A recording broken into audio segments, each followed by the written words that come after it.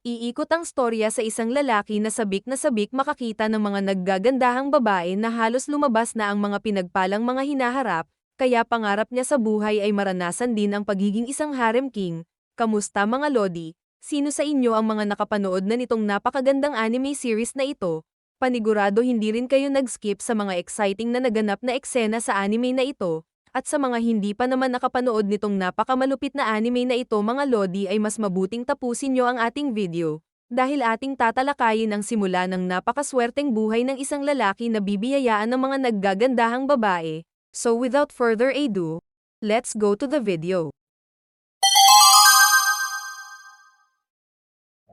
Ating kilalanin ang maswerte nating bida na tawagin na lang natin sa pangalang Kokoy. Sa school na kanyang pinapasukan naman ay madalas niyang kasama sa kalokohan ng dalawa niya ring kaibigan. Kagaya ni Kokoy na wala pang karanasan sa babae ay ganun rin naman ang dalawa niyang kaibigan. Kaya ang gawain nilang tatlo ay mamboso ng mga babaeng nagbibihis sa kanilang school at umaasang makakita ng mga kumikinang na papaya.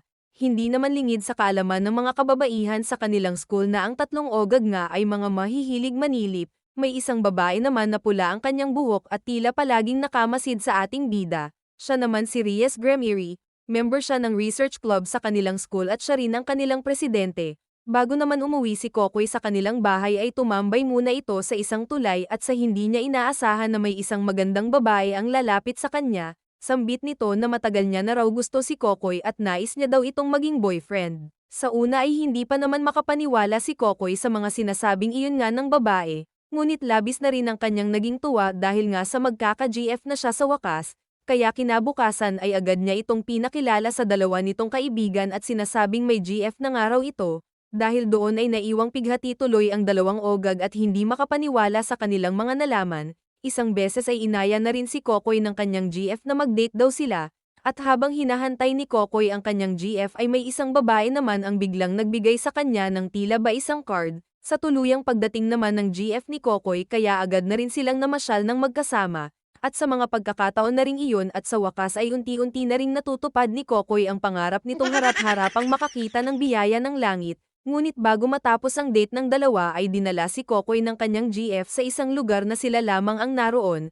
Inakala naman ni Kokoy na sa mga pagkakataon na iyon ay matitikman niya na nga ang tahong ni Carla. Subalit bigla siya tinanong nito na kung handa raw ba siya na mamatay para sa babae. Hindi naman pinansin ni Kokoy ang sinabi ng GF niya, ngunit tila seryoso naman ang babae at nais na may gawin sa ating bida, nang biglang nag-transform ang babae na para bang isang demonyong anghel, matutuklasan na rin doon na ang GF na kinilala ni Kokoy ay isa palang fallen angel. Ang plano niya ay patayin si Kokoy sa dahilang mayroon daw kasing sacred gear ang ating bida. Hindi naman maintindihan ni Kokoy ang mga sinasabi ng babae at bakit siya gustong patayin nito. Matapos noon ay umalis na rin ang fallen angel at iniwan si Kokoy na halos naghihingalo na rin. Alam naman ni Kokoy na katapusan na nito, ngunit pumasok sa kanyang isip ang babaeng si Rias na may pulang buhok at tila pinagnanasaan niya pa ito sa kanyang isipan na para bang gusto niya munang matikman bago daw sana siya mamatay. Sa hindi inaasahan ay biglang lalabas rin doon si Rias at sambit kay Kokoy na siya raw ay nasummon nito at ibibigay ang kanyang kahilingan. Sa paglabas namang iyon ni Rias ay doon na rin malalaman na siya naman ay isang devil, at siya rin ang muling bumuhay kay Kokoy upang maging kanyang bagong servant, subalit ang mga nangyaring iyon kay Kokoy ay inakala nito na isa lamang masamang panaginip, ngunit nagtataka na rin ito na bakit biglang naglaho naman ang kinikilala niyang ang GF at maging mga contacts nito sa kanya ay nawala na. Kahit nagkita naman silang muli ni Rias ay tila ito ring babae ay hindi pa pinapaalam kay Kokoy na siya nga ay isang devil na rin. Dahil naman sa may problema si Kokoy sa kanyang mga iniisip kaya inaya na lang ito ng dalawa niyang kaibigan na pumunta sa bahay nila at manood na lang sila ng pinagbabawal na palabas, ngunit si Kokoy ay tila hindi pa rin makalimutan ang mga nangyari sa kanya kaya nagpasya na lang muna ito na umuwi, habang sa paglalakad niya sa madilim na gabi at sa hindi niya inaasahan na muli siyang mapapadpad sa lugar na kung saan dinala siya ng kanyang GF, kaya naisip niya na totoo nga ang mga nangyari sa kanya. Ngunit may muling nagpakita kay Kokoy na isa na namang fallen angel. Nagbabalak rin ito na patayin si Kokoy dahil sa mayroon nga itong sacred gear sa katawan na hindi pa naman nadidiskubre ni Kokoy. Binalak naman tumakas ni Kokoy ngunit masyadong mabilis ang humahabol sa kanya kaya mabilis rin siyang napuruhan nito. Subalit bago mawalan ng malay si Kokoy ay muli nitong sinabi sa kanyang sarili na sana raw ay mayroon muling sumagip sa kanya, At nang biglang lumabas muli si Rias doon kasama ang kapwa niya mga devil upang tulungan si Kokoy, kaya ang muling pag-atake na iyon ng Fallen Angel ay hindi naman ito tumalab sa lakas ng mga servant ni Rias, at matapos noon ay tuluyan ng nalaman ni Kokoy na siya nga ay isa na ring devil at ang kanyang master na paglilingkuran ay si Rias na muling bumuhay sa kanya at sa mga magiging kasama nito. Sa kanilang school naman ay normal ang kanilang kilos ngunit hindi alam ng karamihan na may isang grupo ng mga devil ang nakakasama nila na pinamumunuan nga ni Rias. Dahil sa isa ng member si Kokoy ng grupo ni Rias bilang mga devil kaya sinama na nila ito sa isang mission upang malabas niya na rin ang kanyang kapangyarihan. May isang devil na nagtraidor sa grupo ni Rias kaya kailangan nila itong patayin. Bilang isang alagad naman ni Rias ang bawat isa sa kanila ay tinuturing nito na parabang mga pyesa ng isang chest. Siya si Kiba. Tinuturing siya ni Rias bilang isang Night King or isang uri ng horse na pyesa ng chessboard. Ang gamit niyang abilidad ay nagmumula sa kanyang espada at ginagamitan nito ng kanyang speed. Siya naman si Konako. Tinuturing siya ni Rias bilang kanyang rag at ang ability nito ay nagmumula sa kanyang sobrang lakas na puwersa na kayang magwasak ng kahit na anumang kalaban. Siya naman si Akano. Ang tinuturing na queen na pyesa ng chess na siyang pinakamalakas na alagad ni Rias at gumagamit naman ito ng isang dark magic. Habang si Kokoy naman ay natuklasan niya na rin ang kanyang ability na nagmumula sa kanyang braso na parabang isang dragon gear. May isang magandang babae naman ang biglang makikilala ni Kokoy na kasalukuyang patungo sa kanilang church at tila naliligaw ito. Siya naman si Asha. Ang hindi alam ni Kokoy na ang babaeng kasama niya ay isa rin palang fallen angel. Ngunit may mabuti itong puso na hindi gaya ng iba niyang mga kauri na masama. Mabilis nagkalagayan ng loob ang dalawa dahil na rin sa pareha silang may mga mabubuting puso. Nangako pa ang dalawa na sana daw sa mga susunod na araw ay magkita pa silang muli, subalit may isang beses na inutusan si Kokoy ni Rias na tumungo sa isang bahay para naman sa kanyang mission. Ngunit nang makarating na siya sa lugar ng kalaban may isang evil priest na rin pala ang nag-aabang sa kanya, ngunit hindi pa naman kinaya ni Kokoy ang lakas ng evil priest sa dahilang mas malakas nga ito kumpara sa kanya na mahina pa at isa lamang sa mga phone ni Rias. Nang biglang may sumigaw naman na babae at makikita doon na si Asha pala ay kasama rin ng evil priest, kaya nagulat si Asha na si Kokoy ay isa rin palang devil. Sinubukan naman ni Asha na ipagtanggol si Kokoy sa kasamahan niyang evil priest, ngunit pati siya ay inatake rin ng kanyang kasama at binabalaan na huwag ipagtanggol ang kanilang mortal na kalaban. Hindi rin naman matiis ni Kokoy ang ginagawang pananakit ng evil priest mula kay Asha, kaya kahit hirap ito ay sinubukan niya pa rin lumaban sa evil priest. Subalit biglang dumating naman doon ang mga kasama ni Kokoy para siya ay tulungan. Maging si Rias ay naroon na rin at lubos na nagsisi sa sarili dahil hindi niya daw muna dapat sinabak si Kokoy sa ganoong uri ng mission dahil mahina pa nga ito. Ang kawawang Asha naman ay paulit-ulit na sinaktan ng evil priest dahil nga sa pagtanggol na ginawa nito. Nagpa siya naman muna na ilayo si Kokoy sa lugar na iyon ni Rias para mas maging ligtas ito. Gusto sanang isama ni Kokoy si Asha na umalis sa lugar na iyon ngunit sa kasamaang palad na tanging member lang ni Rias ang pwedeng makasama doon sa gate na kanilang ginagamit, kaya ang kawawang Asha ay hindi pwedeng sumama. Hindi na rin naman pinatagal ni Kokoy at nilusob na rin nila ang pinagtataguan ng mga kalaban para tapusin na nga nila ang mga ito.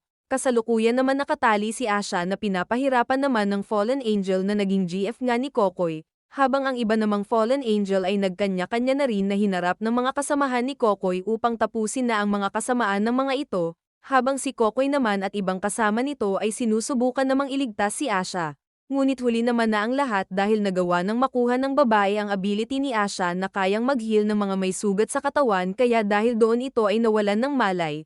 Harap-harapan naman na saksihan ni Kokoy ang ginawang iyon kay Asha kaya lubos ang naging galit nito sa fallen angel. Agad itong nilapitan ni Kokoy at kinuha ang nanghihinang si Asha at umaasa na baka mapalakas niya pa ito. Nagpa siya naman ng kasama ni Kokoy na ito na lang ang lalaban sa babae at sinabihan niya si Kokoy na ilayo niya muna doon si Asha at dalhin sa ligtas na lugar. Bagaman nakuha na nga ni Kokoy si Asha, subalit hindi na rin iyon nagtagal at tuluyan na rin itong namatay. Tuloy ang paghihinagpis ni Kokoy at gustong ipaghigante si Asha. Nang biglang nagpakita naman muli sa kanya ang babaeng pumatay kay Asha kaya pinilit ni Kokoy ang lumaban kahit pa ito ay mahina na. At dahil sa lubos ng sama ng loob ni Kokoy sa babae kaya hindi nito inaasahan na mas lalong lalakas ang kanyang kapangyarihan, hindi tuloy inaasahan ng fallen angel na ang tulad lamang ni Kokoy na mahina ay siyang tatapos sa kanya. Matapos noon ay dumating na rin naman doon ang mga kasamahan ni Kokoy para siya ay tulungan. Ang Fallen Angel naman na natalo ni Kokoy ay balak na sanang tapusin ni Rias, ngunit nag-transform ng anyo muli ito ng inosenteng babae na siyang ang nagpanggap na GF ni Kokoy at muli siyang nililinlang nito at nagmamakaawa na huwag daw siyang patayin. Nilapitan naman ito ni Kokoy at inakala ng lahat na magpapalinlang muli si Kokoy, ngunit pinabayaan niya rin si Rias upang tapusin na ang Fallen Angel. Hindi pa rin matanggap ni Kokoy na wala na nga si Asha, ngunit nagpa siya si Rias na gawin niya na ring devil ito at gamit ang chest piece na bishop kaya gagawin niya namang healer niya si Asha. At dahil doon ay muling nabuhay si Asha at magiging member na rin ito ni Rias bilang kanyang healer servant, makalipas ang ilang araw at sa muling pagkabuhay ni Asha at nagpa siya ito na mag-aral na rin kasama ni Kokoy at maging sa tirahan niya ay sa bahay na rin ni Kokoy. Subalit habang nasa bahay si Kokoy at sa hindi niya inaasahan na pupuntahan siya doon ni Rias, sambit sa kanya nito na gusto niya raw ibigay sa ating maswerteng bida ang una niyang karanasan. Hindi naman maintindihan ni Kokoy na kung bakit nga raw bigla ang gusto ni Rias na makipagtalik sa ating bida, ngunit hindi na rin naman ito tumanggi dahil sino ba naman ang aayaw sa ganoong kagandang babae. Subalit bago pa man tuluyang makarating sa langit na ligaya si Kokoy at sa hindi inaasahan na may isang babae ang darating din doon para pigilan silang dalawa. Ang babaeng naghinto naman sa balak ni Rias na ibigay ang kanyang sarili kay Kokoy ay siyang nakatatandang kapatid ni Rias. Matutuklasan kasi doon na si Rias ay nakaset up na sa ibang lalaki para siya ay maging asawa, at ito naman ay si Lord Rice Phoenix. Siya ang lalaking tinalaga ng pamilya ni Rias na dapat niyang maging asawa dahil ito rin ang nais ng kuya ni Rias na hari naman ng mga devil na si Lucifer. Bagaman ayaw nga ni Rias ang maging asawa si Lord Rice Phoenix dahil hindi niya kasi ito mahal, ang tanging gusto niya lamang na maging asawa ay ang devil na mamahalin niya talaga, kaya nagpa siya ang kuya ni Rias na si Lucifer na kung gusto talagang pumili ng magiging asawa ni Rias ayon sa kanyang nais ay kailangan niyang talunin si Lord Rice at mga kasama nito sa isang magaganap na labanan. Kaya dahil doon ay kailangan ni Rias at mga servant nito na makipaglaban sa buong grupo ni Lord Rice Phoenix na halos imposible naman itong mga talunin. Bago naman maganap ang labanan ay kailangan munang mag-training ni Kokoy at palakasin ang kanyang ability dahil siya nga ang pinakamahina, kaya inutusan ni Rias si Kokoy na kailangan nitong palaging mag-focus sa gusto niyang mangyari upang mailabas niya na talaga ang tunay na ability at lakas ng kanyang sacred gear. Palagi namang nakasuporta si Asha kay Kokoy at naniniwala ito na si Kokoy nga ay tuluyan ring lalakas. Naalala naman ni Kokoy ang minsang tinuro sa kanya ni Akano na ability nito pagdating sa imagination. Dahil sa mahilig nga si Kokoy na mag-imagine ng mga babaeng walang saplot kaya ang sibuyas na kanyang binabalatan ay naisipan niyang pagpraktisan.